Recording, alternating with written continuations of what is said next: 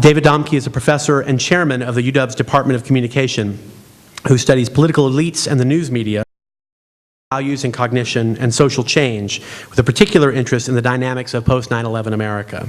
His many academic honors include a 2002 Distinguished Teaching Award from the UW, the 2006 Washington State Professor of the Year Award, and the Carnegie Foundation for the Advancement of Teaching and Council for Advancement and Support of Education.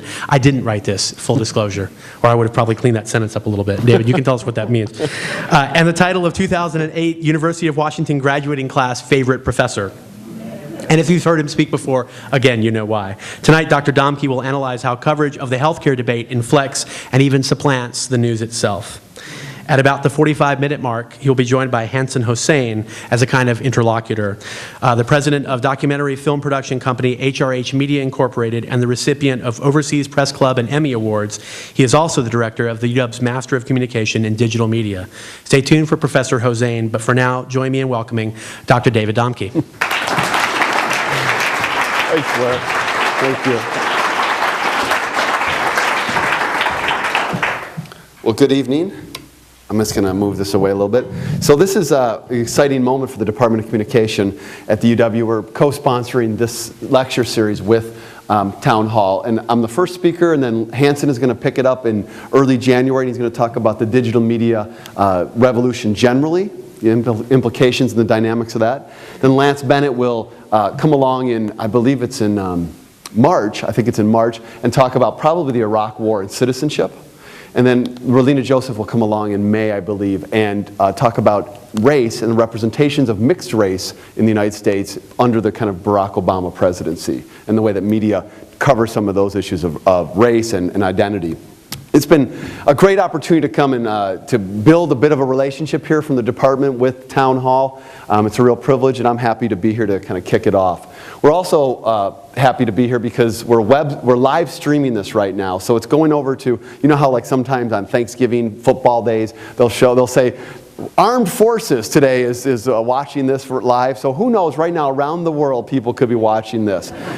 And Hansen has informed me that the technology, we had a little bit of trouble, so instead of using like a regular camera, we're using the webcam on a computer to web stream this, okay? So if you turned around right now, you'd all see the computer. The computer's facing us just because we're using the little camera on top of it right now to do this, which it seems only appropriate given the title of this talk, okay? The title of the lecture series is The Revolution is Here, and it's about digital media and awakened citizens interacting, changing the world in ways that are, I think, are striking and are important for us to consider. And when I talked to Ware about this series, he said, hey, how about if we were to take a topical focus each night that we did this? And so I said, okay, great. Healthcare is a big issue right now. And if we do a talk before the election, it's a good chance that healthcare will be an important piece. Things will be going on. Little did I know that we would come here and join this event this evening on what is, whether you agree or you don't agree, one of the more remarkable moments in American healthcare politics. The first time really in about 100 years since Teddy Roosevelt that we've had a chance, or if you're not for it, you're deeply distressed about the possibility of significant healthcare changes in this country. So it seems only appropriate to meet here this evening. And I want to set a talk, kind of set a trajectory in my talk tonight that is both focused on healthcare and helps us to understand some of the dynamics that are in play in this environment, but also sets the kind of trajectory for the whole lecture series and talks a bit about media and a bit of the kind of political engagement changes that have been occurring over the last several decades. Okay? Now, I've done talks at Town Hall before, and I'm guessing that some of the things I'm going to say tonight you're not going to agree with. Okay? This is just a guess on my part. And I'm sure you won't let me down on this. Because my job is to prompt you to kind of provoke us to think about the ways in which media and civic engagement are interacting, are coming together to change our politics and to change our public discussion. And it isn't always as it might appear on the surface. So, I've got a little PowerPoint clicker here. It's my favorite thing. And I'll move along. And I'll start with a quote that I like to start a talk like this with on the state of journalism. Because if we think about kind of who's the leader or the best known journalist in the last 5, 6, 10 years, we might start with this individual, Tim Russert. Russert passed away in June of 2008, but shortly before that, he went to Notre Dame University and gave the Red Smith Lecture. Red Smith, a famous journalist, and journalist is invited every year to talk about the state of journalism. And Russert came and he opened with this anecdote. And I'm going to put a twist on this at the end that I don't think Russert intended, because he's not here right now, so I can get away with this. But the reality is that the anecdote's a fun one to start with, but it also is a revealing one for us to think about when we think about journalism. So I'll go with this. This is Russert talking. This is the 60th year of Meet the Press. I'm guessing you all know what that is. My students, not so much. People often ask about my favorite interview. I've read all of them or watched the video that's available, but my own personal favorite happened in the middle of a presidential campaign in May of 1992. George Herbert Walker Bush was running for re-election. He was in second place in the polls. In third place was the presumptive Democratic nominee, William Jefferson Clinton. And leading the polls was Ross Perot. My students definitely do not know who Ross Perot is, okay? And that's really unfortunate for them because he is a classic American political figure. Russert moves on. Perot walked into the studios of this show in May 1992, sat down, and the program began. I said, Mr. Perot, welcome to Meet the Press, your first appearance. You're an announced candidate for the presidency. You said that the deficit is the most important problem confronting our nation. What is your solution? He said, what? I said, this is the way it works. You announce you're running for president, you identify the problem, and then you offer a solution. And he said, well, now then, if I knew you were going to ask me these trick questions, I wouldn't have come on the program. And can't you just see Perot doing this, right? We need Dana Carvey here to give us the impression. So Russert moves on, and so our exchange began. And he was rather feisty, which shocked me when we think about Perot. The program ended, and he left, and so did I. I caught a shuttle flight from Washington, D.C. to New York. The flight attendant ran down the aisle. Here I think Russert might be exaggerating a little bit, but okay. The flight attendant ran down the aisle, and she said, that interview with Ross Perot was unbelievable. What do you think of him? So I just don't really think a flight attendant probably ran down the aisle. But anyways, okay. What did you think of him? And we wrap up the anecdote with this. Russert said, I said, ma'am, unlike a lot of places on talk radio or on cable news, and now the internet, I really don't offer my personal opinions. I try very hard to offer objective questioning so that you, the viewer, the voter, can listen and can come to your own judgment. But I'm endlessly curious.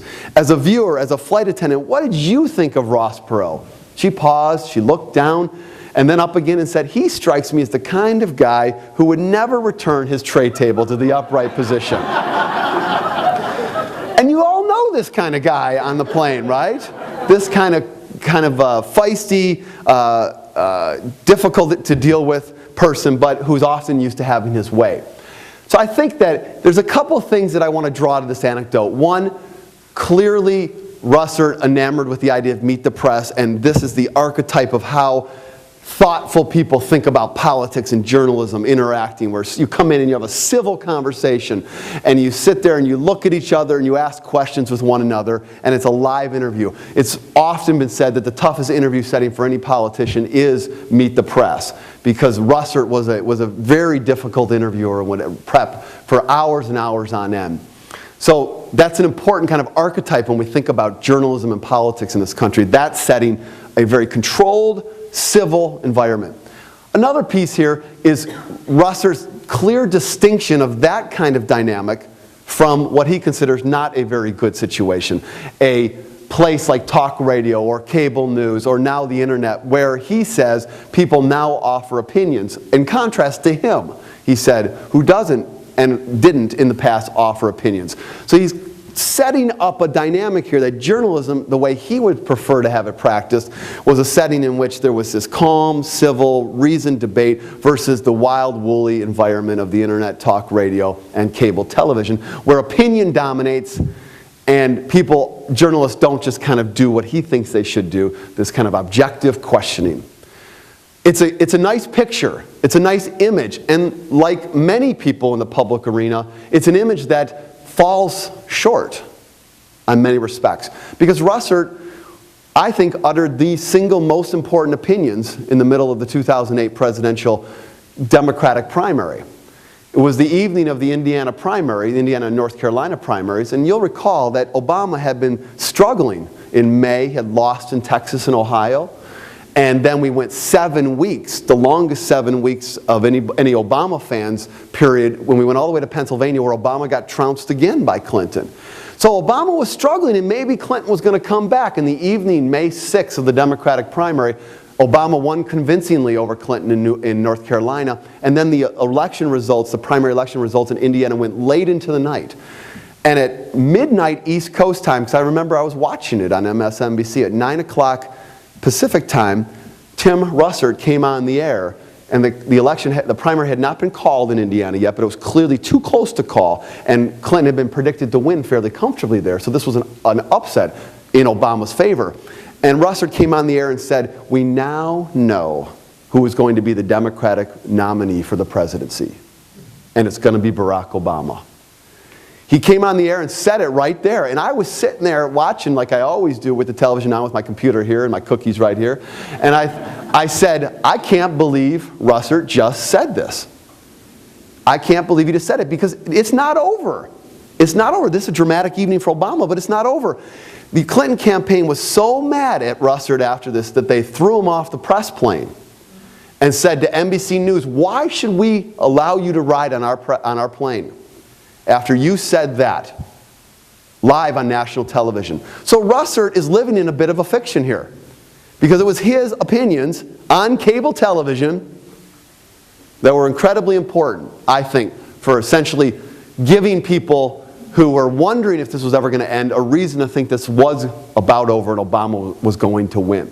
So I think that he, like many journalists, this is where this point comes to a head, like many journalists, has lived in a bit of a fiction for some time. That he was an objective, neutral questioner who was giving us the facts, ma'am. And it was those other people in the internet environment, on cable television, on talk radio, who were the bad, whether you call them journalists or commentators or whatever, that were causing the problems. And I think that Russert was every bit part of the story, and I think it was inevitable that he was, as I'll talk about in my talk today. It was inevitable that he, the archetype of traditional journalism, would become kind of pulled over into this environment. Okay? So this is a bit of a prologue then, for recognizing that the state of journalism is not quite even ever what we might have thought it to be, this kind of neutral arbiter, this neutral questioner. Well, if that's the case, if even someone like Russert was offering very important opinions on cable television in the midst of this incredible presidential campaign, it's worthwhile to spend a few minutes thinking about how we got to that place. And so I'm going to shrink down about 4 lectures for my introduction to communication class into about 7 minutes, all right? That's the beauty of PowerPoint, all right? You can do that. So I want to start with this with a timeline. And in order to understand how we got here in the 21st century, we got to really go back to the beginning of the 19th century, all the way back to the early 1800s, when the press environment, the news environment in the United States actually looked kind of similar like it does where we're going today. So we got to go back to then to understand what was going on. So I want to note 6 key moments along this timeline. 3, they come in 2 bunches, a bunch of 3 and a second bunch of 3. And I want to point out what each of these moments had in terms of impact, in terms of value, and then show the difference, the kind of shift over time that's occurred. The first key moment along the way of this press environment that we've had in the United States is what we might call the penny press moment. Up until the penny press, which is a moment when newspapers began to be sold on the streets of New York City for a penny, famously the New York Sun with its slogan of "the sun shines for all," being sold on the streets of New York for a penny. Before then, newspapers were largely subsidized by political parties. And so if someone would win office and they would want to support their newspaper organ that would promote their viewpoints, and so they would funnel money to that publication. But what happened with the penny press is the newspapers decided that maybe they could make more money actually if they were to sell their papers at really low cost and sell space in the papers to advertisers, for people who might want to reach those audiences. Not just politicians promoting their viewpoints, but companies, organizations, local leaders, and so on. So the penny press is this moment in U.S. Press history when the newspapers, the dominant press of the time, makes a shift away from a political patronage to a commercial patronage. And it's an important moment because we move from what is largely a political press, a press dominated by partisan viewpoints, because they're funded by partisan organizations, to a press that's dominated by commercial organizations. And we're going to change one master for another, and it's going to become a commercial dominated press. So the effect of this moment, the penny press, is that we're going to have a commercial, not a political press in the United States. It, of course, takes time to fully root its way through the system, but it is a moment in time where we make a distinct decision within journalism that we're going to have a commercial press, not a political press. And we begin to move away from this really partisan, loud, sometimes vitriolic environment where partisan viewpoints dominated the press discourse. So that's the first key moment along this timeline. The second one is the creation and the rise of the telegraph as a dominant technology. The telegraph gets created in the 1840s, and not too long after that, a transatlantic cable gets laid all the way over to Europe, and a bunch of newspapers in New York City, which have had their own correspondents who've been writing, literally handwriting, letters from different capitals in Europe, they decide that maybe they could come together, share the costs of having some correspondence in these different major capitals, and get news via the telegraph really quickly. So instead of waiting for the boat to bring over the letters, they decided they would get this transatlantic cable laid, and they would share the cost of news gathering by having certain people in different capitals send information very quickly. This group of newspapers in New York come together, form a distinct collection that is known, that they name themselves as the New York Associated Press. It's a collection of newspapers that decide we're going to join together for economic reasons to cut the cost of news gathering. Well, there's a really important implication of this. In six, I think it's 6 different newspapers coming together, and they still have quite different political slants to them. The only way that you can have one individual write a story that could appear in all 6 newspapers at the same time is that person had to write stories that were going to be essentially politically sanitized, so that the same story could then be given a political spin by the respective papers and show up there. But that story had to come through essentially sterilized politically to get to them. So we had the beginning of the Associated Press, because this idea expands and has grown into the worldwide idea organization that we know today as the Associated Press. And what the Associated Press over time, starting with the New York Associated Press, has done is create news that can be used by large numbers of news organizations, and is sterile, clinical, as close to neutral news as you can have. For years in one of my classes, I've had students analyze newspaper stories for different values and different themes. And early on I realized that having them analyze Associated Press stories was not any good, because the Associated Press stories were boring. Now, they're incredibly important in terms of the information, but they're written in such a way as to be bereft of kind of any of the robust debate that might engulf some of these issues, but they're written for so many audiences simultaneously. So the presence of the telegraph forces political leanings to be isolated out of these news stories. And in fact, newspapers take it so far as to not only isolate the politics out of stories, they begin to isolate the politics that are in newspapers to certain sections of the paper. And this is the creation in this period of the editorial section. So politics begins to move out of news stories because the telegraph begins to be moved to a separate, segregated section, supposedly, in the newspaper. So we have this kind of this trajectory where the politics are being taken out kind of piecemeal from the news. The next moment that's crucial in this process is progressivism. Progressivism is a social movement, but it's one that's intertwined substantially with journalism. The muckrakers are leaders of progressivism. You have the Ida Tarbells and Lincoln Steffens and others that do this incredible journalism work that is reformatory, and it focuses very closely with the progressive scientific bent of the era. Well, the key with progressivism was this idea that science was going to solve everything. So we have the rise of the social sciences, and we have this belief that we can take these natural sciences ideas and bring them into the study of human behaviors, and that journalism, using brand new social scientific tools, can solve poverty and can solve corruption in the cities. So journalists embrace this kind of progressivism of the era. It's a successful model for the muckrakers, and they do a lot of great journalism in the era. But this rise of the social sciences brings with it the deep belief from the natural sciences that all research, all analysis should be done in a neutral, dispassionate, objective fashion.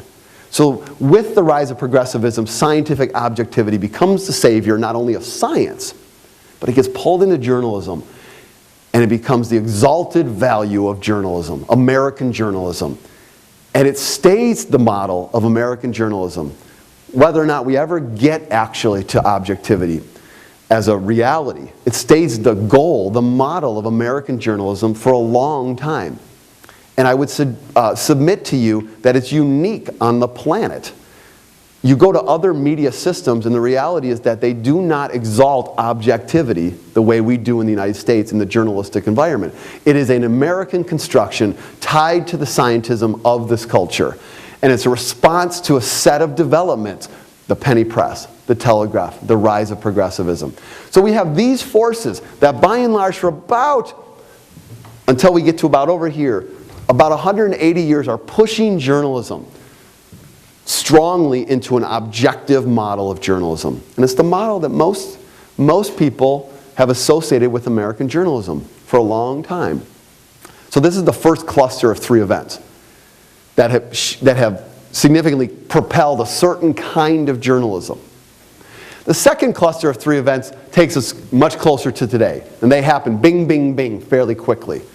It starts with we enter into this story with the rise of cable television news. CNN is created in 1980 by Ted Turner. People look at Ted Turner and they say, who's going to watch television news 24 hours a day? You're crazy. And Ted Turner, because he's a media mogul, because he's got all this money, says, I don't know if anybody will, but I'm going to try. And so CNN starts in 1980. It becomes adopted as kind of the premier American news organization because of its sense of global prominence and its sense of independence in the early 1990s with the first Gulf War, and because it has journalists stationed across the Middle East. Hansen, who's going to come up here in a minute, was embedded in the second Iraq War with news. Were you doing anything in the first one? No, I was studying law school. Oh, you're doing law school, okay, at the time. Cable television news becomes this predominant idea in American culture, in the news culture, because today we don't just have one cable television news channel. We've got CNN, we've got Fox News, if you want to count them as news, and we've got MSNBC, we've got CNBC, and we've got headline news, if you count CNBC and headline news. So we've got a bunch of ones that are on 24 hours a day. Well, there's one incredibly important implication that happens with 24-hour news, is that they've got to fill the air. You never see a journalist come on the air, Anderson Cooper or anybody else, and say, no, we don't have anything right now. Maybe in 2 hours, go get some food, come back, well, we might have something. No, they're going to have something. And what they often have is a lot of commentary, a lot of discussion, a lot of dialogue, and increasingly so in the economic difficulties that journalism faces, because that's much cheaper to do than it is to send someone to various places around the globe to do the on-the-ground reporting that we desperately need. So cable television news creates the 24-hour news cycle. No longer will news start with the morning newspaper. No longer will we wait until certain times of the day, unless you want to watch television news. 2/3 of Americans today say that they get most of their political and international news from cable television. Because they go there, it's on live, they got the crawl across the bottom. So we have the rise of the 24-hour news cycle with cable television news. The second major development is talk radio. Talk radio blossoms in the mid-1980s. Rush Limbaugh is based in Sacramento. He takes his show national in the late 1980s, 1987, I believe, and he quickly becomes syndicated nationally. And we know the shtick of talk radio is that you've got to have a kind of bombastic approach. You've got to have a distinctly kind of perspective. You don't come on the air and say, I'm going to be a moderate today. and we're going to have a reasoned conversation, the kind of meet the press conversation on the radio. That doesn't work on talk radio. You got to get people's attention. You got to grab them. You want loyal listeners. It's what saved AM radio in many respects, talk radio did, because when music migrated over to FM because of the superior sound, talk radio became the bastion of AM radio. And so they created a shtick that was overtly political. Limbaugh and many others turned it into a conservative arena. Today, 27 of the top 30 most listened to talk show hosts in the country are politically conservative. And so it's dominated by conservatives, to which I give credit. They realize the power of the medium, and about 20% of Americans today say that they get most of their news from talk radio. Okay? So what are the implications of talk radio? Well, now we're going to have news via partisan filters, because that's how you get an audience. You build an audience because you need some people. You need some people to keep coming back. And the way to do that is to be consistent ideologically with them, to share their viewpoints, politically particularly. So we have a 24-hour news, cable TV, we've got talk radio, which is always also 24 hours if we want it, and we've got a distinct partisan bent to it. And then, of course, we've got the internet. The internet becomes a mass medium going out to the masses with the rise of the World Wide Web, and in more recent years with the advent of broadband and the implementation of that across this country. So that the internet now becomes a forum as 24 hours, just like cable TV and talk radio, where there's absolutely partisan viewpoints out there.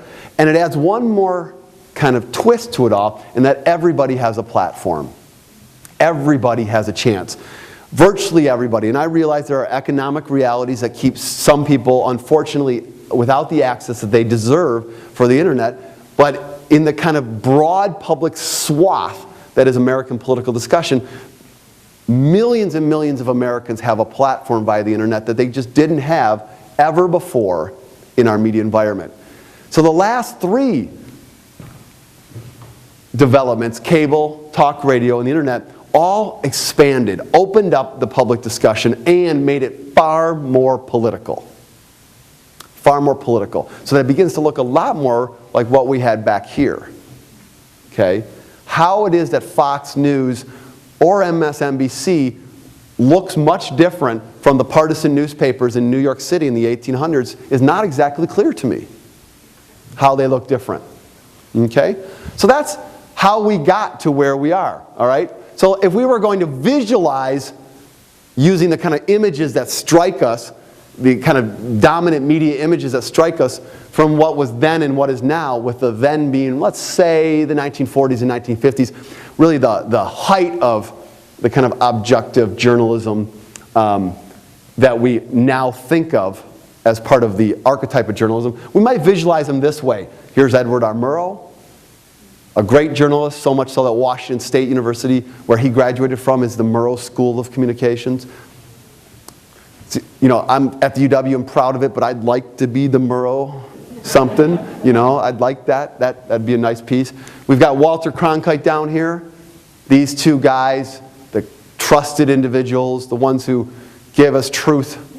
That's the image of them. Over here on the image of now, well, we got a couple different images. We've got Bill O'Reilly.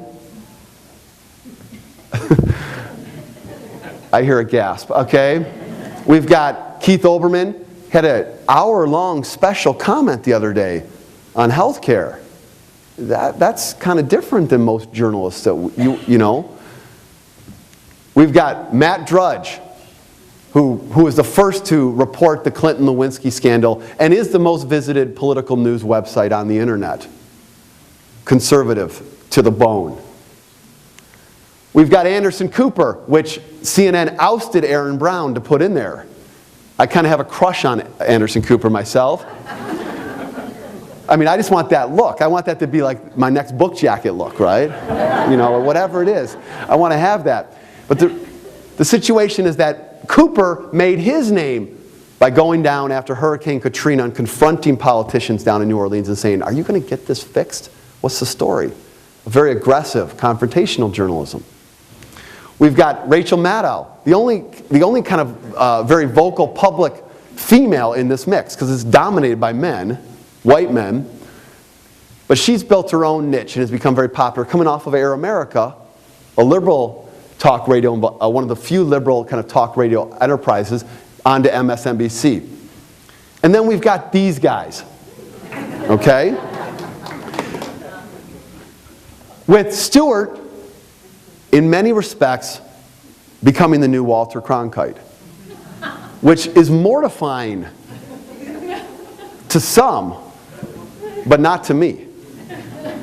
Because my students love Jon Stewart, and I love Jon Stewart too. And we have to recognize that news is done differently today. It's done differently, and Stewart is part of that. And I'll show you a short clip from just last night in a moment.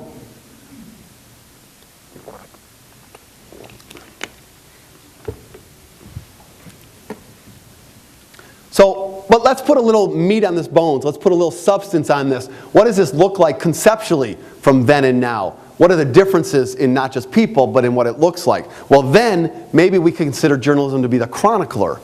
Someone who was a reporter, someone who would, like a scribe, would chronicle the news of the day and the events. Today, we have the provocateur, the instigator, the people that are pushing buttons, ours often, or others if you're, everybody's got their shtick out there on cable and talk radio, and even increasingly in traditional journalism, to provoke.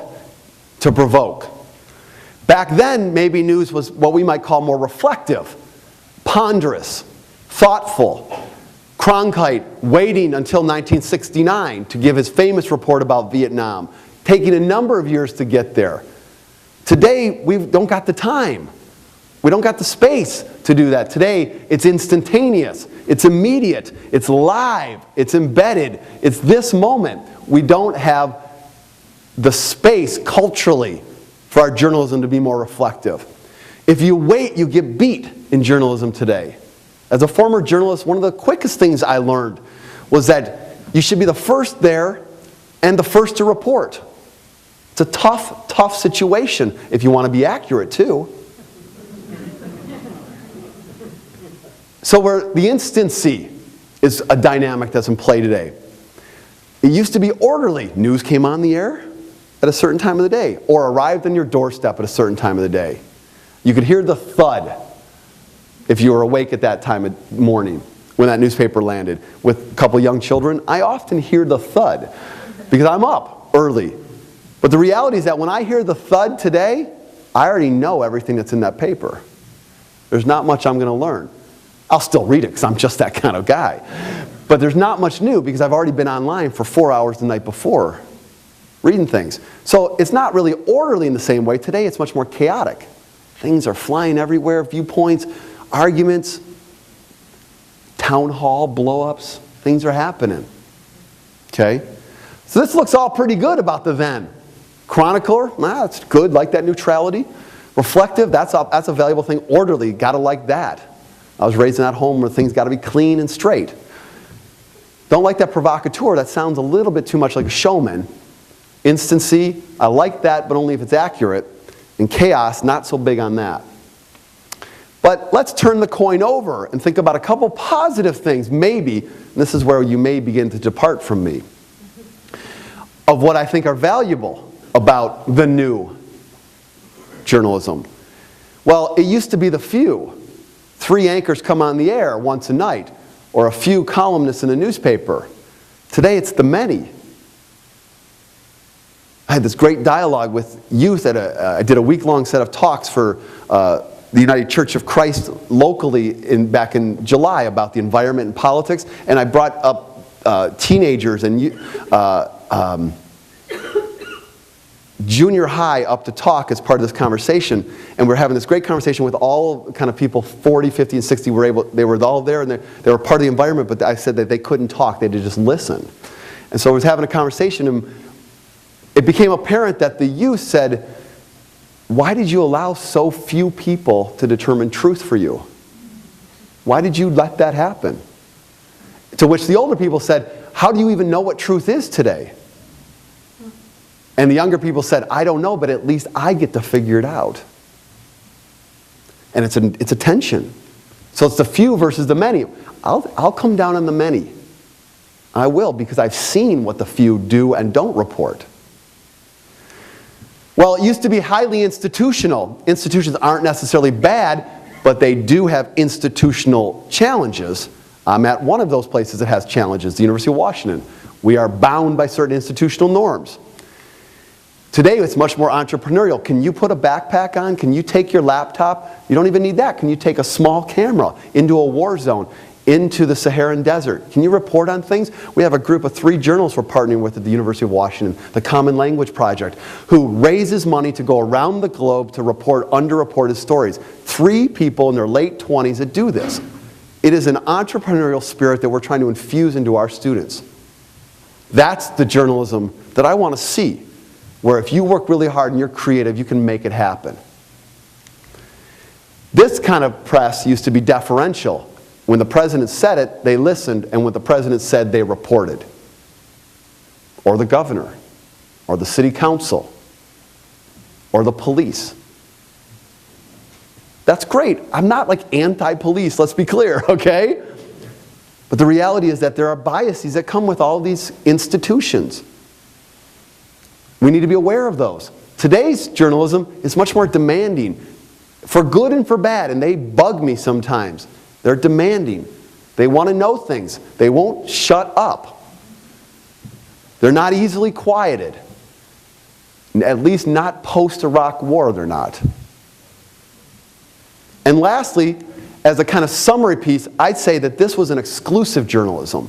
Small number of people who had access to the large instruments that cost a lot of money of journalism.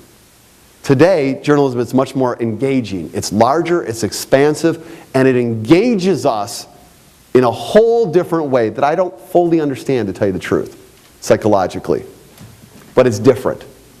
It engages us different. I'll show you one 1-minute clip from The Daily Show last night of how this goes on. Now, look, The Daily Show is great. It's very popular. But I want us to think about what are the engagement mechanisms that make what Stewart's doing here so powerful. So Stewart did a great piece. You've got to see the whole clip. It's about 10 minutes long, where it starts out with the fact that CNN fact-checked a Saturday Night Live skit.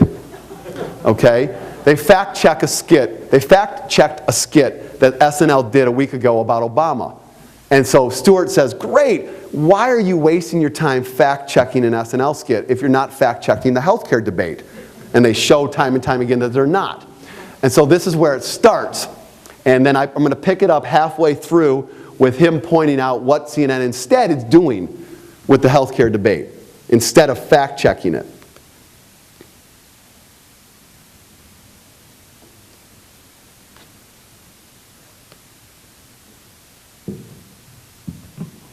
I want to just move it over just a little bit.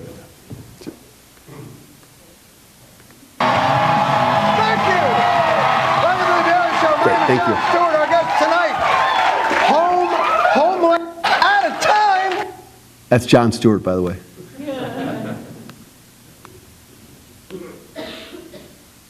That's just about perfect right there. Okay. And one of them is probably okay. You know, statistics is a funny game. What about bold, slippery slope statements? If we do this, it leads to catastrophe. The lamest rhetorical trick in the book. And what they're doing is they're trying to do this in increments. If they can't do it directly, they'll do it in increments until they finally get us to the point where you're going to have socialized medicine. And if that happens, the greatest country in the world with what I consider to be the greatest healthcare system in the world is going to be deeply, deeply harmed. All right, and let's leave it there. No, don't leave it there. Why would you leave it there? There is a terrible place to leave it. Unless somebody's going to pick it up later. Does anybody pick it up later? We have to leave it there, gentlemen. We'll leave it there. We'll leave it there. We'll leave it there, gentlemen. We're going to have to leave it there. All right, well, we got to leave it there. We're going to have to leave it there, I'm afraid. We'll have to leave it, that part of the conversation there. It's the drug companies that are funding the president's campaign in favor of health reform. We're not going to get into that right now. But Karen, hold your thought, because we got to leave it there. We're out of time. God! You have 24 hours in a day. How much more time do you need? Well, I guess it explains CNN's new slogan. CNN, nobody leaves more things there. Now, There you go. Did I hit the red to close it? I want to get back to PowerPoint, yeah. Nobody leaves more things there. CNN. Engaging in a whole different way. That clip went viral today around the internet to people that pay attention to politics and news, which is an increasing number, as you'll see in a minute. Stewart engages us, and so do many others, in ways that are just different and trouble some people in the room, I know, but I think is quite helpful. Different than the people in the past, okay? So let me start and show you, roll through about 5 slides now that are public opinion slides that show some changes that are important, so that it isn't just kind of, so that I can give some substance to my thinking that this environment isn't really a terrible place, that this isn't a bad place. And the turning point, I think, is the Clinton-Lewinsky scandal in 1998, when the internet was starting to become a mass phenomenon. Cable television was it really hitting its heyday. Fox had been created in '96. It was starting to hit its stride for what it does. And here's Clinton's public opinion approval. I'm going to show you a graph in a moment. And this, on the far left, we have him reelected in November of '96. And we have this all the way on this timeline through the end of 1999. So basically his first 3 years of his second term. And I focus on this period because this includes the impeachment period. I'm going to show you on this graph, I'm going to bracket off what is the beginning, when the story breaks for Clinton-Lewinsky, and when is the ending, that is when the Senate votes to not convict, to acquit him on an impeachment charge. I'm going to show you his public approval ratings over time, and you're going to notice something interesting that happens here during the impeachment period, the scandal and impeachment period. So this is his public approval ratings. The highest public approval ratings in Bill Clinton's presidency occur during the Monica Lewinsky scandal. And the apex of these are when he is being considered for impeachment in the Senate. And as soon as the Senate votes to acquit and ends this drama, his public opinion goes off a cliff. To territory that George Bush would kill for, but still goes off a cliff, okay? This period in here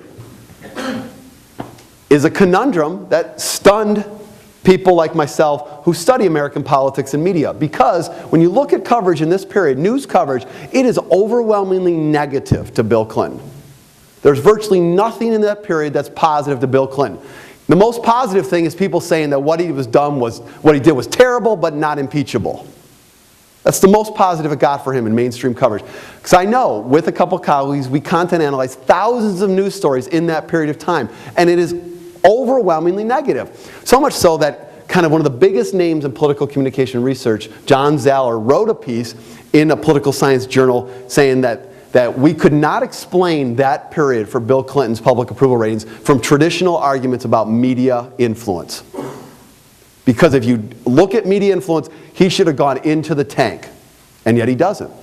And I want to suggest that this is a period of prologue for what we now know is a period in which the public engages, there's a robust public conversation that occurs, and the media coverage doesn't necessarily carry the day. That we get a much more complex dynamic, that there's much more engagement, that people will push back against media coverage because of their own political values or because they're just troubled by this, what they saw as a partisan kind of travesty, and that we can no longer just go based upon what media coverage looks like and assume that it's going to have these direct effects upon people. It just isn't going to work that way anymore.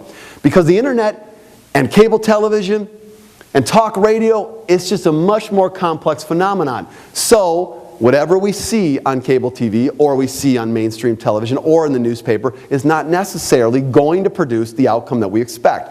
Instead, it might instigate us to do things that you might not think prima facie, in terms of the coverage, would occur. It might provoke us to do certain things. So let's look at a couple pieces that indicate that we have today what I think is one of our most engaged public environments that we've had in the last 60 or 70 years in the United States.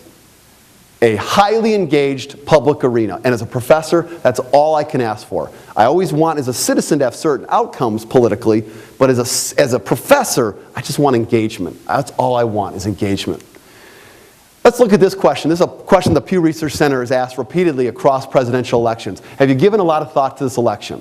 Answers to this can be yes, I've given a lot of thought, I've given some thought, haven't given much thought.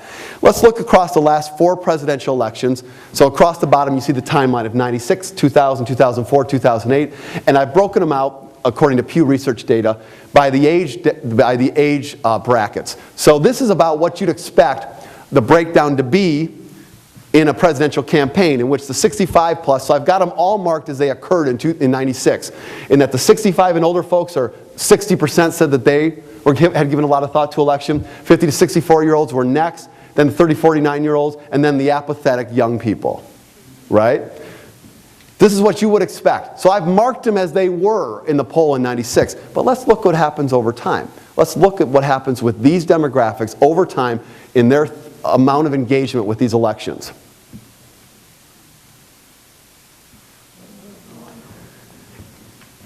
Across time, they all go up. Youth go up the most. It's not just an Obama effect in 08.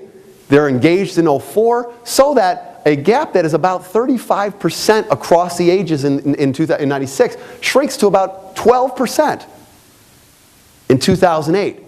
Those apathetic young people, they're in my class. They're creating blogs. They're volunteering on campaigns. They're serving in the Iraq War. I have some veterans. They're engaged. Something's going on here. Okay? Well, let's look not just in presidential elections, because maybe that's the apex moment. What about in other moments? Here's another question. This is a Gallup question, so we move across pollsters, so it's not just a pollster effect. How closely do you follow news about national politics? Well, let's break it down by the year after presidential elections. So the last 3, 01, 05, 09, all of these polls were done in September. And let's look at the data of the percent of the public that says they very closely are following news about national politics, and the other end of the spectrum, not too closely following national politics, news and national politics. Let's see how they go together or they diverge. This is where they appear in 2001. They're really close to each other. Some percent very closely, about 30% very close, about 25% very closely following news, and about 25% not at all closely following it. But here's what happens over time. They diverge. They diverge. So that more people very closely following the news, fewer people not too closely following the news. Something's going on. We're getting more engagement. Something's going on. Now let's turn the trajectory right at the end here, the last couple minutes, to healthcare. What is the percent that is very or fairly closely following the healthcare debate? This is a Pew Research Center poll from August 2009. So they ask, how close are you following certain news? And they have all kinds of different topics: healthcare, the economy, Iraq War, Afghanistan, and so on. Here's the percent that says they're very or fairly closely following the healthcare debate. And I'm going to show you 3 different groups: by politics, by political ideology, by race. This is the only breakouts that Pew has for racial groups, and by age. Let's look at the percent of the public that's very or fairly closely in August, the height of what you might call the teabag town hall movement, the period at which many progressives were ready to jump off the cliff because they felt it was all going to crumble on them because Obama wasn't being forceful enough and these conservatives were taking over. Well, let's look by political ideology. The percent very or fairly closely following the healthcare debate in August.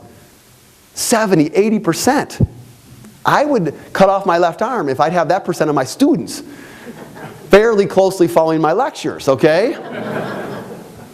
What about biracial grouping? A traditional trajectory in which whites are usually much higher than African Americans, by and large, gone. What about by age? Yes, older people, about 15% more, but still younger people,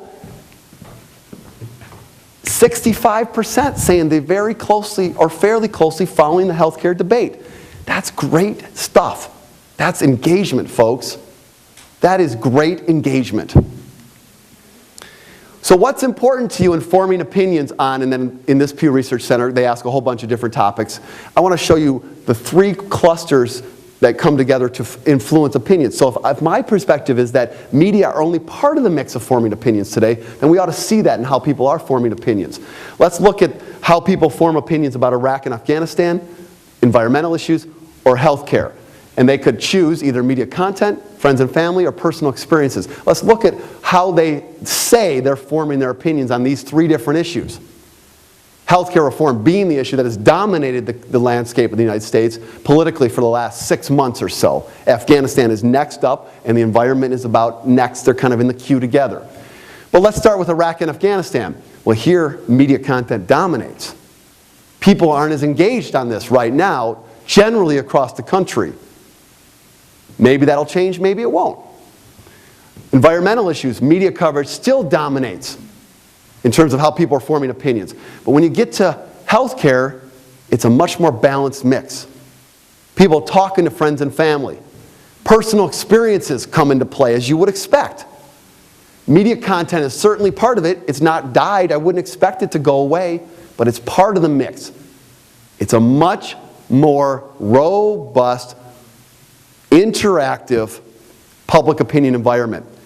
So that if you're one of the progressives that wants to jump off a cliff when you saw the town hall, Glenn Beck-led kind of experiences, maybe you should think that there is a silver lining to all of this, that in fact it's going to provoke an engagement that might ultimately work to my benefit, your political benefit.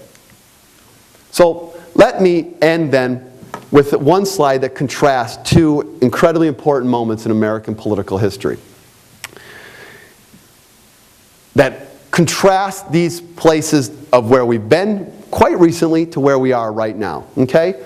Let's contrast the Iraq War debate and the healthcare reform debate. Two very important moments. They've roughly covered about the same length of time right now, from when it was rolled out by the administration and by political leaders to when there were some important votes done on this. So let's contrast them. On the Iraq War, it was a controlled debate.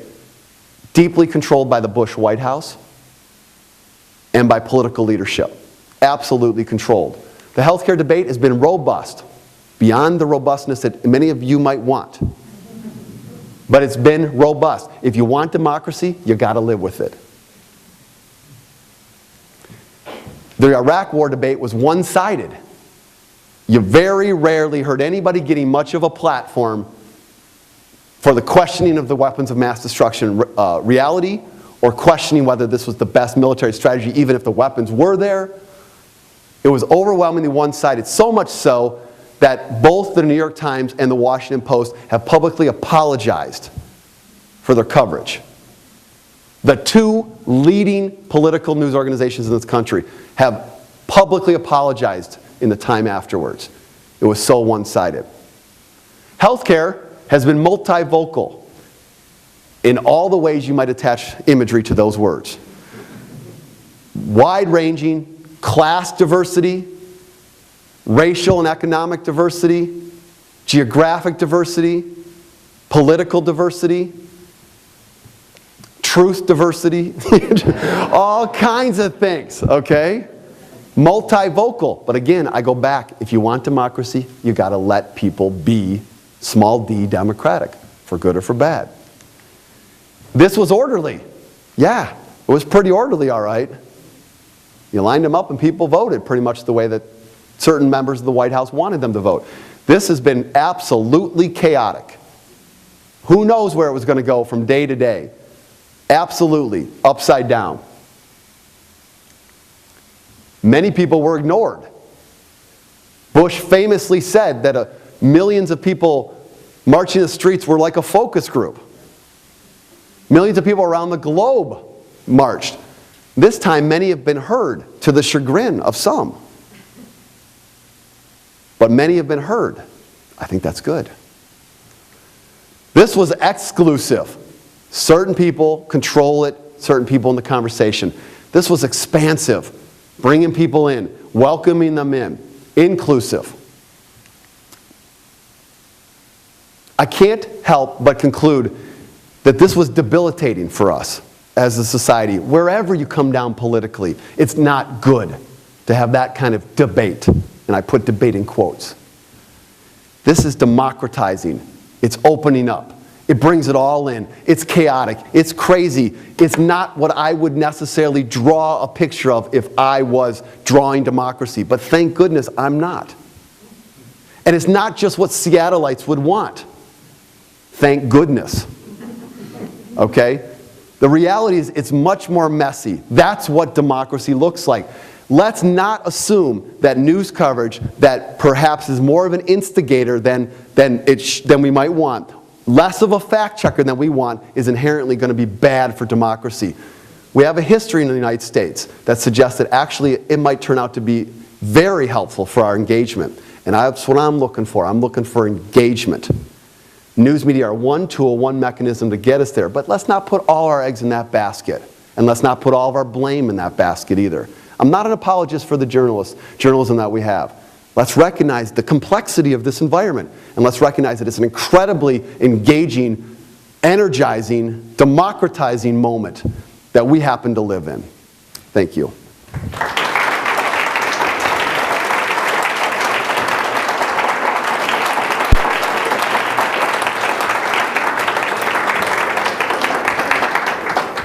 So I think Hanson, my colleague, and I are going to sit up here, and we're going to have a little conversation just to start, and then... Big fireplace. Yeah. My students all sit there just like you, very quietly, attentive.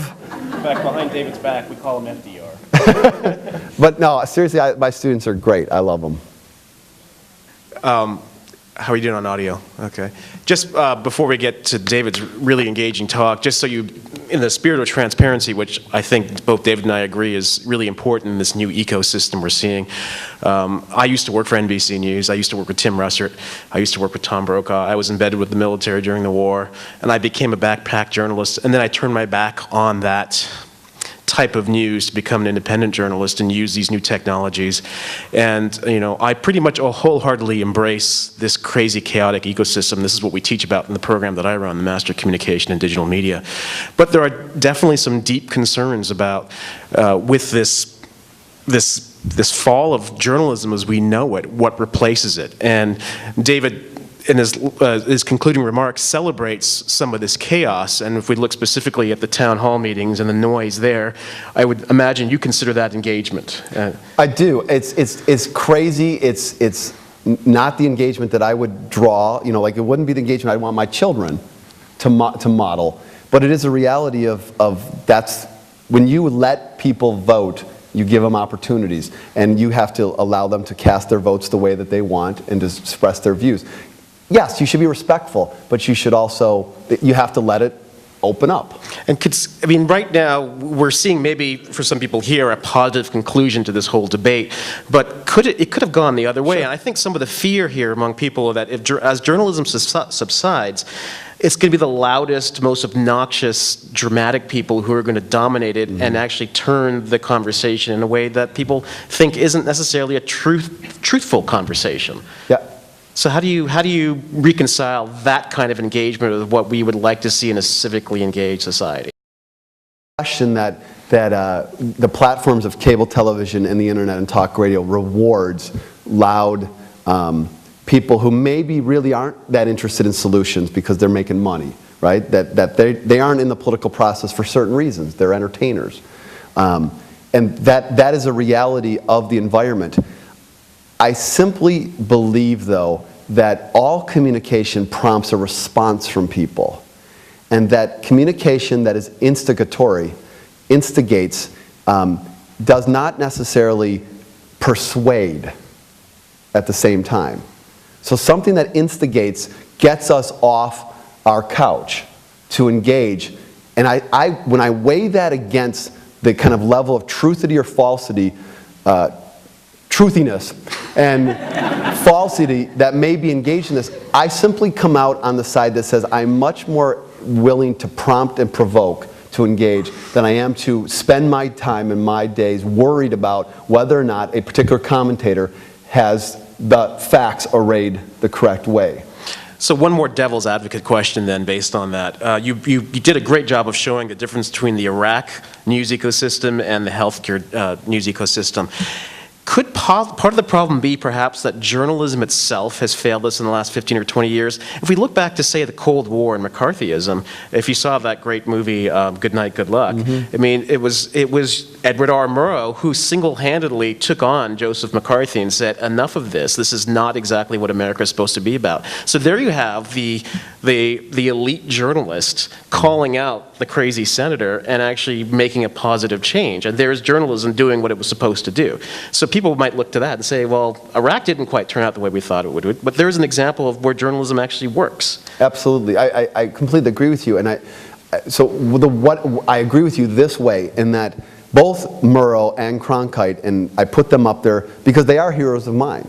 I was a journalist. I teach journalism. I've been the head of journalism at the University of Washington. They are heroes of mine. Part of the reason they're heroes of mine is because they eventually did take stands on issues of the day. They did come to conclusions, a la Russert, at some moment, where they said, this is the truth as I know it, and I have a responsibility to speak it. What I think occurs today is that the of good integrity people in the journalism environment, of which there are far more people who have voices because of the internet today. You have them on the right and the left doing really good journalism that didn't have opportunities before because they didn't have the platforms. If they're of good integrity, I think they're able to offer those kind of statements of conviction at a quicker pace. I genuinely do not think that we will ever have another Iraq war controlled debate in this country. That we will never have that again because the internet environment will not allow it to occur. That the rise of the internet as we now know it in this incredibly chaotic political environment was moved from kind of a fairly chaotic, a robust environment to a Mach 1 robust environment after the Iraq war was instigated, because so many people said mainstream press failed us. And they failed us because we didn't push hard enough. We didn't provoke. We didn't instigate. We didn't demand. So I think that the internet, I have the great hope that we'll never have that again. What is the problem with that? The thing I never want again is a lack of debate. A lack of debate. If we go to war, we go to war, but let's have a debate about that instead of a fait accompli. And I'll ask you one final question before we turn it over to the people formerly known as the audience, as we say in my program. We really believe that, that the audience has really got a lot more diversity and interesting things to say than just a couple of people up on the stage. So it's really important we turn to you. Except for right here. Except for right here, right now, exactly. One point that you hinted at, which I think bears emphasizing a little bit more in this whole evolution that you pointed out, is that you talked about how political parties used to subsidize journalism, then it turned to commercialism and advertising. And I just want to point out, for the purposes of this conversation, is that what we're seeing, especially with the economic crisis, is that advertising is going away. All of a sudden, we've been in a situation where information was very scarce and there were monopolies on that. And journalism could take advantage of that to fund the huge infrastructures that were required for television and for newspapers. But all of a sudden, with the internet and with the economic crisis, there are more choices. There's more information than ever in the history of humanity. And suddenly, journalists can't hold back that tide, nor can they make money from it in the same way that they did before. And so what we may be seeing, and you pointed this out, is that we're going away from that commercialization and this entire reliance on advertising back to some kind of partisanship, back to some kind of ownership because of somebody's got a message to get out there. And is that a good thing for the chaos, or is that something that we may end up seeing controlling, but controlling in a different way? I think that there's always potential downsides. I think it's ultimately good. I'll give you the analogy I have is that I would have international students come to graduate school at the University of Washington, and I would work with them, or they'd be teaching assistants for my classes, or I'd end up doing research with them, and I would consistently hear from them that the political discussion, the political conversations in the countries that they came from were simply much more lively, much more engaged, much more robust, public, very different than the United States. And I've become convinced over time that a good part of the reason why we don't have that kind of lively, robust, public conversations, both in our personal lives but also in our political lives, is because of the kind of clinical sterilization that news gives to us, of that news is that we're supposed to be neutral arbiters of things as opposed to passionate advocates. And I won't accept the either or conundrum that facts go away when you gain a political perspective. I do not accept that one goes away when you gain the other. I think you can have a reasoned political perspective that is every bit fair.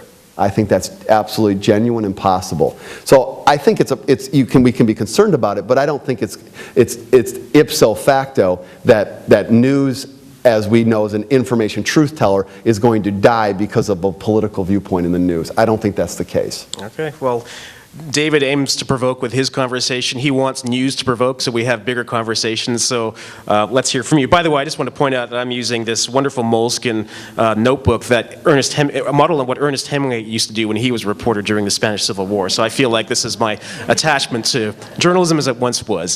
So let's hear from you. I'm sure you've got a lot of great questions based on David's presentation. So let's bring you up and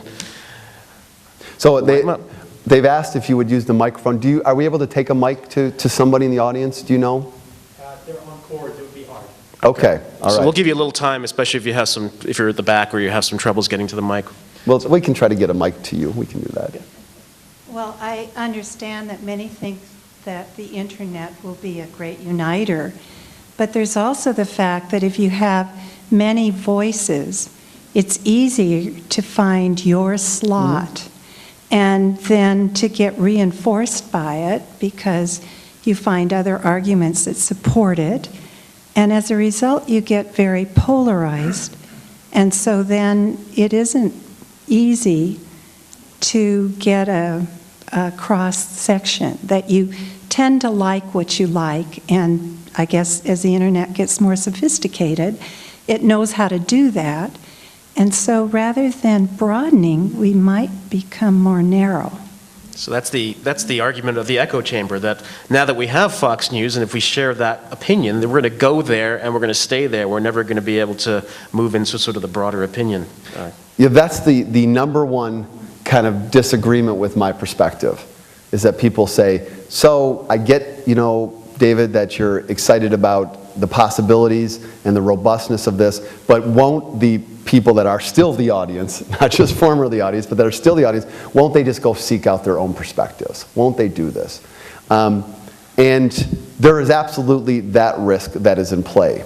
I do not believe, based upon the evidence that we have so far, that has necessarily come to be the case. There is some mixed evidence looking at different public opinion forums that suggest that people do expose themselves to viewpoints that are not necessarily the ones that they might subscribe to. Fox News, about a third of their watchers are people who self-identify as Democrats. MSNBC, about a fourth of their watchers are people who identify as Republicans. And so it doesn't immediately break down exactly as we might think. It is the risk, though. It is the concern. At the same time, I don't think that what we're going to end up with is only distinctly political entities in our media environment. What I think we're going to have is a wide range in which perspectives, I think there can be passionate advocacy for engagement, for issues, for something around a robust debate around the tunnel that isn't distinctly partisan. That something like Publicola as a website does push, does engage people on. And so when I think about news coverage of the local city council or mayoral race, I got to think that Publicola as a website does about as good a job as the Seattle Times does, with about two full-time reporters, and they're not distinctly partisan, although they are without a doubt unabashedly political. So I think that this issue of will people merely go into their own camps and then come out and yell at each other has always been present in the American history. I'm reading a book about Andrew Jackson right now, and man, Henry Clay hated him, John Calhoun hated him, and South Carolina tried to nullify the laws in the 1830s, and Jackson was expanding the power of the presidency.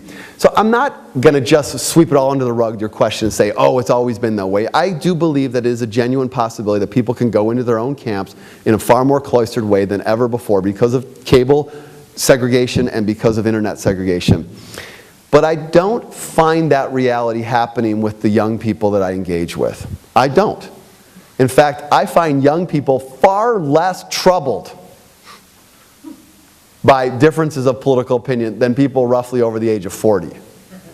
They're just not troubled by these things in the same way. Because this is something I think you'll get more of when Lance Bennett talks. They tend to see the world through much more of a both-and paradigm than an either-or perspective. And they see truth in a lot of places where other people say truth is only here and not here. So they're simply not just going to see truth only at Daily Kos, a very liberal website, and not at the Drudge Report, a very conservative one. They're willing to say, I can see some real value here both places. I'll go both. And I'll say from a digital media point of view, that's exactly right. I think there's a lot more sophistication among the citizenry than traditional media gives credit for or recognizes. And also, given how the internet is working, we're seeing a much more fragmented approach to getting information, that younger people aren't necessarily even going to certain websites. The information comes to them as little URLs and Facebook messages and things like that. So it's a much more fractured information feed. And they're not necessarily going to say, I'm going to go hang out at Fox News or MSNBC, and that's my camp. So I think there's something a little bit more complex going on here. So I'm not entirely willing to give into the echo chamber argument myself. Yes. Wonderful, wonderful conversation, gentlemen. Jon Stewart's always pointing out, the passivity of the general media, and also points out quite often the message of that right-wing scream machine, which concentrates a focused message, that the media is they're very willing dupes to repeat that message and stay in that conversation of the day, because they're always looking for that scoop of the day. And it's always a search for money, and we're left out. Which is, brings us to, for example, single-payer health care.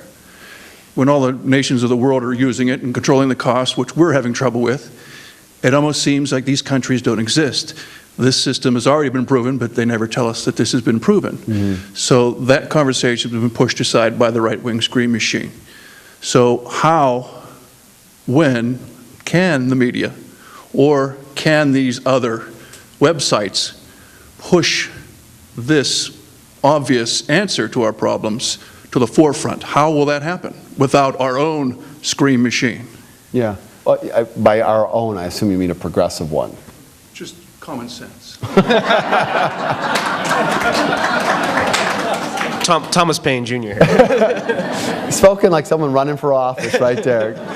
I'm not liberal or conservative. I'm just common sense. I think that, well, if you look at the way, there's an awful lot of research actually on this. How is it that news coverage begins to introduce certain perspectives and others don't get introduced? Why does that happen in American public conversation? And the consistent evidence is that when there are people in political leadership that are willing to promote certain messages and stand by those, that news coverage, traditional news coverage, because it's largely deferential to that political leadership, tends to then start to amplify those messages.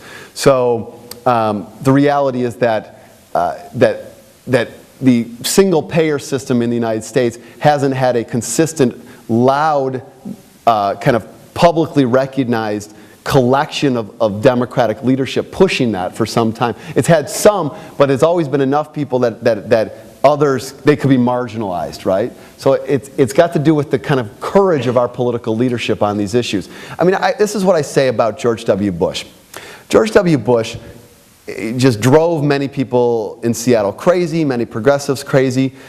But if he had stood up for civil rights the way that he believed and stood up for his kind of approach to the Iraq War, to treatment of terrorism, then we would be building statues for this guy because of his sense of conviction on those things. And so the reality is that his willingness to stand up and fight for those pieces instilled that kind of sense of discipline among them. We simply do not have, on the Democratic side, the same kind of sense of conviction and standing up. You don't have the Paul Wellstones that were around, right? You have Max Baucus instead. Much more of a guy who's a moderate instead of the kind of hardcore liberal. So it's interesting in the United States that a conservative like Bush could become the leader and the instigator of a certain party discipline. And you don't seem to have that on the left, and it's been that way for a long time. As, was it Roy Rogers famously said, you know, I don't belong to an organized political party, I'm a Democrat. And I think it's, no, it was Will Rogers. A Freudian slip, perhaps, all right?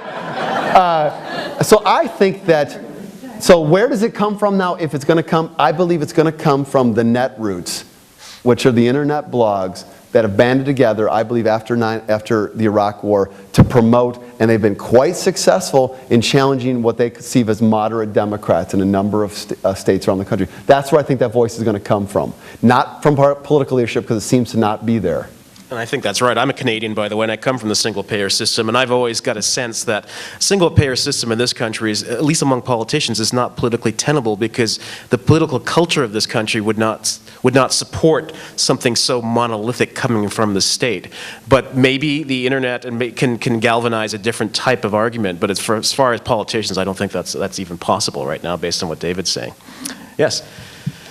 Well, first of all, thank you, David. I always love coming to hear you speak.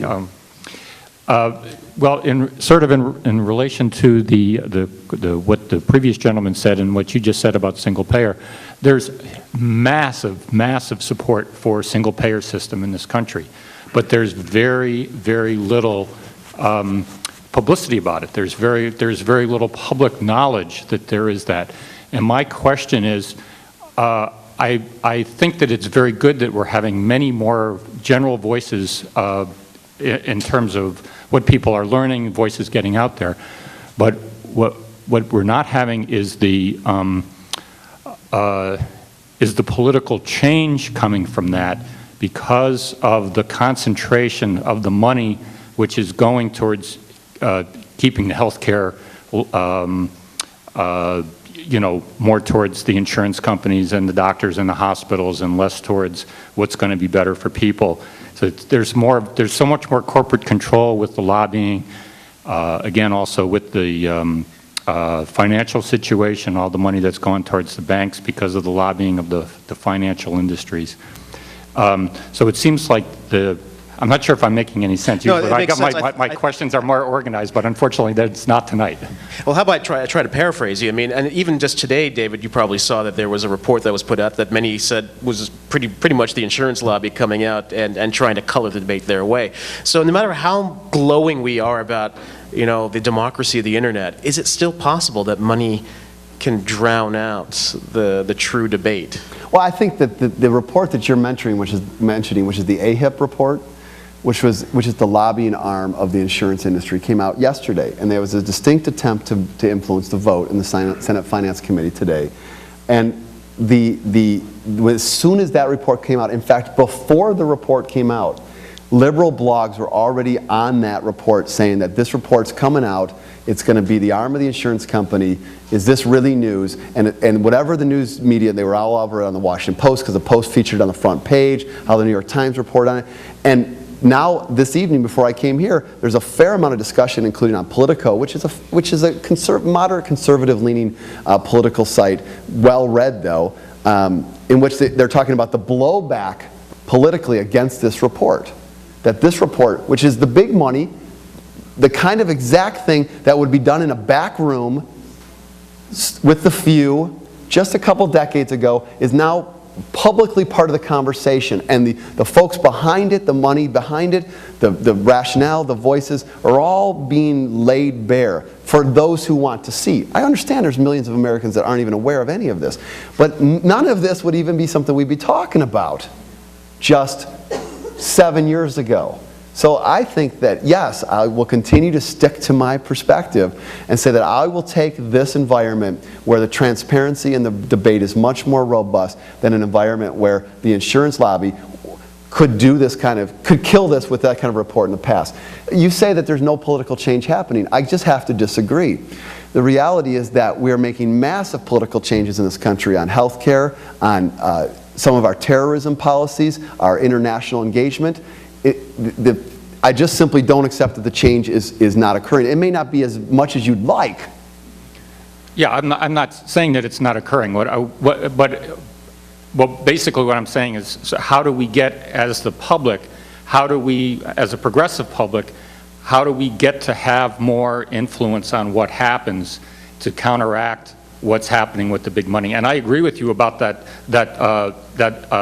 industry report. Is I think there's going to be tremendous blowback when the insurance industry says, we're going to charge you a lot more money if you do this. It's like, well, wait a minute, this is not about health care, this is just about your money, I think there's going to be huge blowback from that. But as a general thing, how do we get to have more influence and more say opposing the money? I think you use these new channels to basically influence legislation, and I think it probably comes down to looking at how lobbying is affecting, government in this country to begin with. I think you have to look at the problem right there. I think that you engage in the way that those mechanisms that are available for you. This is one setting. This is an important setting. Voting is another setting. Internet engagement is another really important setting. Contributing money, those are to campaigns for candidates you support, initiatives that you support. There are important initiatives on the ballot in this state this year. These are really important engagements, possibilities. So I don't think that necessarily the hard work, the sweat equity that needs to be put into politics has changed. I think that needs to change. I do think that some of the tools and the mechanisms for that engagement have changed, all right? And so that you can, I think, change the world now as much through your keyboard as you can through your ability to walk the streets, the precincts. And let's not forget that lobbying is a surrogate for citizens not really engaging in the political process because they think they have the weight and the influence to be able to persuade a politician based on their group or their constituency. And all of a sudden now they're competing with re-engaged citizens who believe that they can actually be involved in the process again. So it's just a question of making that message sort of heard by everybody that is indeed possible, which I think is what you're trying to say there. Yes. I want to get to, we've got just a few minutes left, but let's try to get to the last three. 1, 2, and then 3 if you have a question. Okay, sure. Thank you. Okay. Well, I think we ought to end it here. You think you're going to disagree with that guy? Is that it? Well, I'm pretty much piggybacking on what that gentleman ahead of me was talking about. But so apparently there's some. You have this notion that there is a link between this debate and voices being heard and outcome as far as legislation and so the thing that you brought to mind when what you've been discussing is a lot of people did see huge leadership from the candidate Obama, and he had this, and he drew this great force, people coming in, boy, healthcare, the economy, Iraq, Afghanistan, and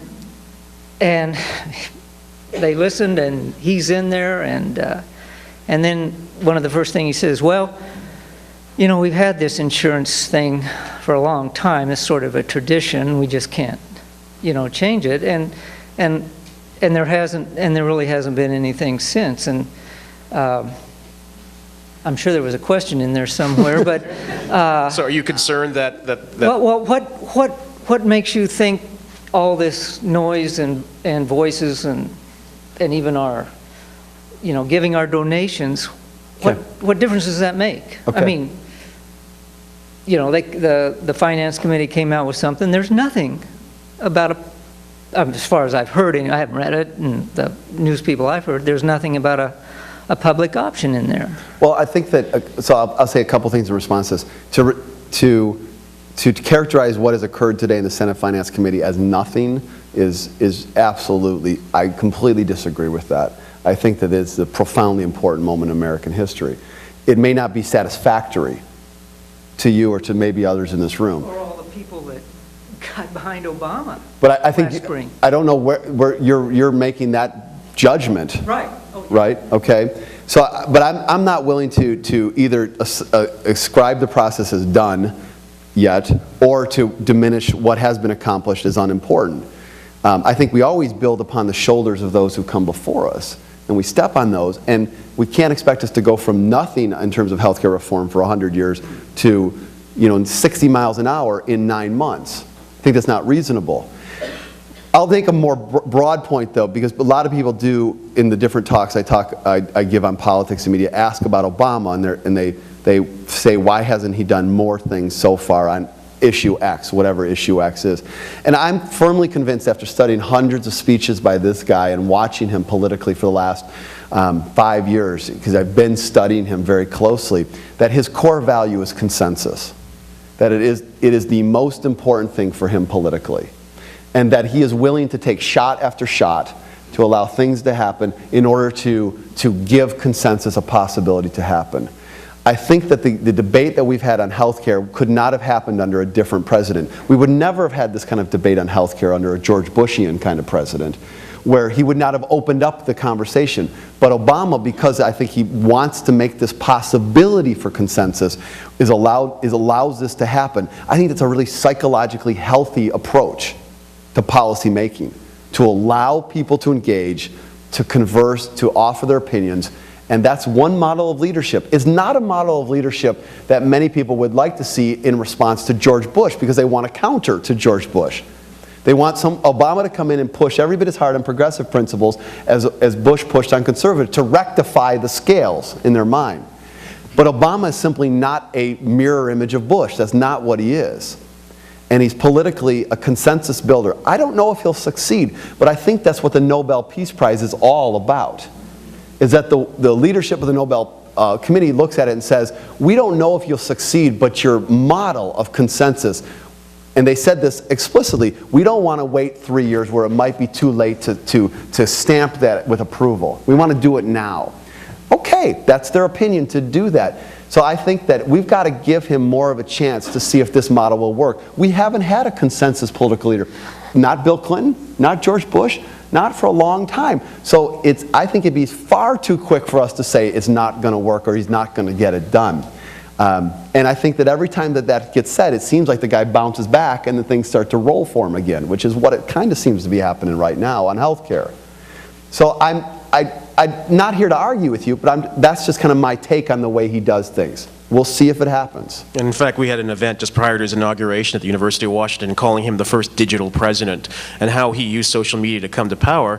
And to a certain degree, he hasn't followed through necessarily with that exact strategy, but I think it does come through in the consensus building that he tries to do, that he believes there's a wider constituency to draw upon to make these decisions and to push through some of these policies. So I think in that way, he is very much reflective of this new internet environment out there. So the noise does help.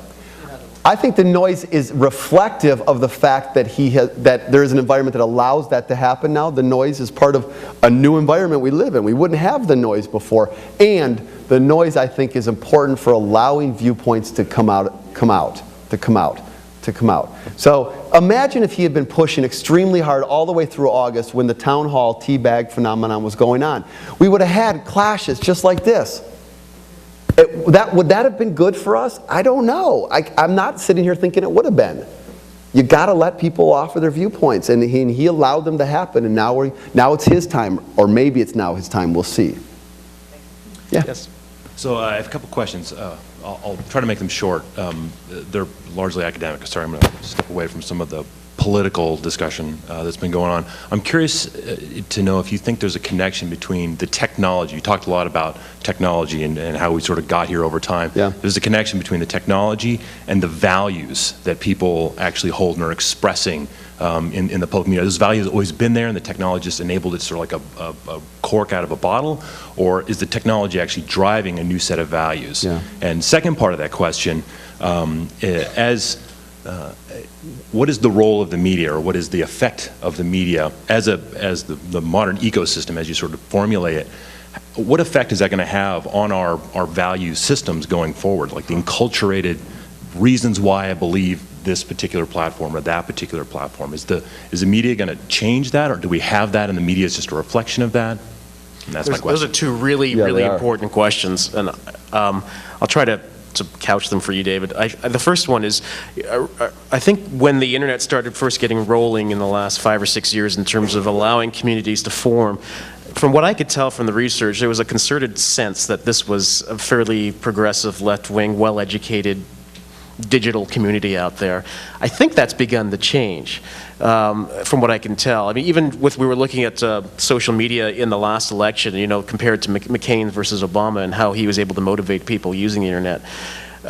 Do you think that this noisy environment is allowing people to either to change opinions, or to at least become more informed so they're not necessarily in one camp or the other? We're going to see a difference in how people express themselves online as opposed to how they do them in real life.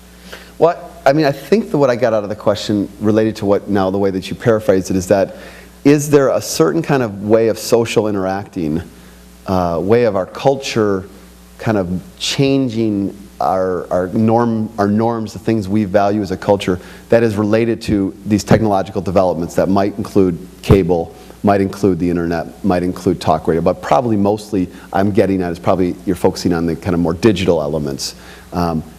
This is a perfect segue for where you're going to take us, I'm sure, in the next talk, because this is right up your alley. So I know that you could easily address this question in depth, Hanson, because you talk about these things a lot. My take on this is that there is an intimate relationship between the technology and the cultural values.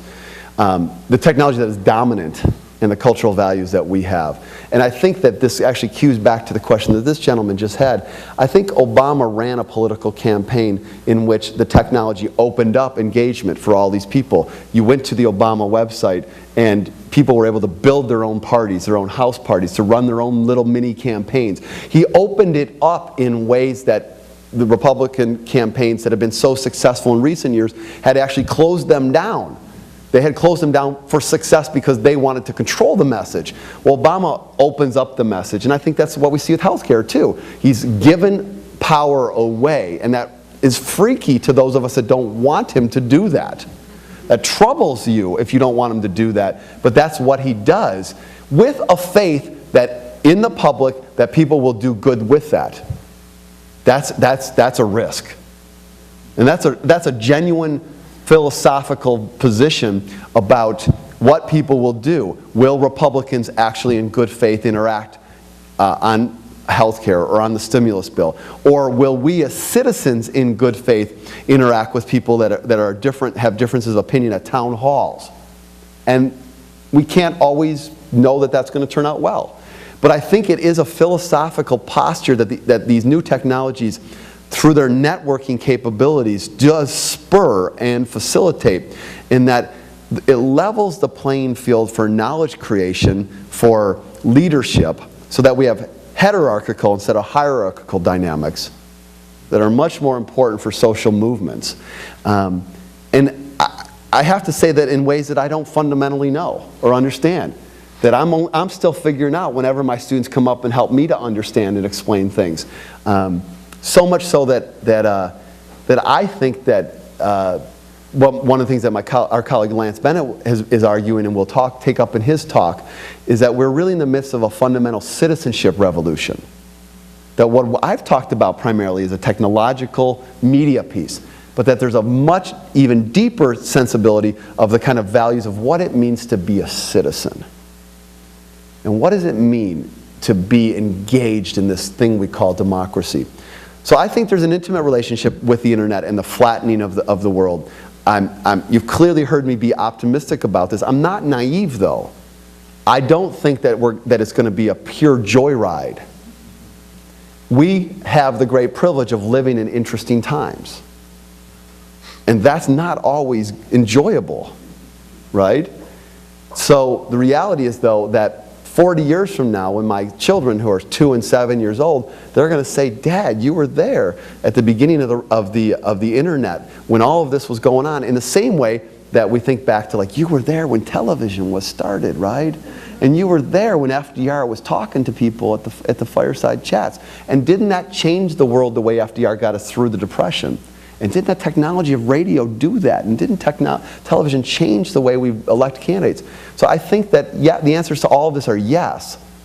And I also think that we are just living it right now, trying to figure it out. And I just won't ascribe to the reality that more voices and voices that we may not agree with necessarily equals not a good outcome. And in the interest of brevity, and because what your second question was right up my alley, I'll just quickly answer that and get to our final question, is that what is the future of media in this ecosystem? And I will say that given all the noise and all the new sources of information, the two biggest currencies we have now in terms of what we need most are, where do we find trust and where do we find attention span? How do you spend these things and how do you earn them? And the fact of the matter is that we as a species can only consume and be involved in so much information. And so I believe fundamentally that there's still room for certain media organizations. Not all of them are going to survive this for financial reasons and for other reasons. But I think we still need to go to certain places to get information because we can't all be doing all this incredible legwork to find these different sources. There's a constellation out there, and some stars are bigger than others. And now those stars may change. It may not be NBC anymore. It could be the Huffington Post or something else. But the fact of the matter is that there is still room for different scale in terms of media organizations, from the one person who's twittering to the big television news organization that's figured it out from a multimedia point of view. Do you want to add anything to that, David? No. Okay. Good. That's the way I like to have my chair. I was going to take the microphone. This is not a good one to end on, but it occurred to me when you were talking, and then it came out later, that you were ignoring the fact of money. And I happen to feel that money is ruining all systems right now, and it frightens me because I see pictures of all the lobbyists. I see everybody, including my children, who think money is the most important thing. You have to get money to be able to buy what you want or to do what you want.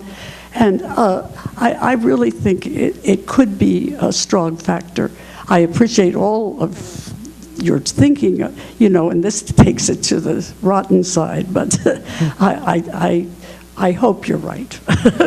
Well, so are we ignoring money? I think that money has probably never, the economics of the media industry has probably never been more favorable for the masses than it is now, actually.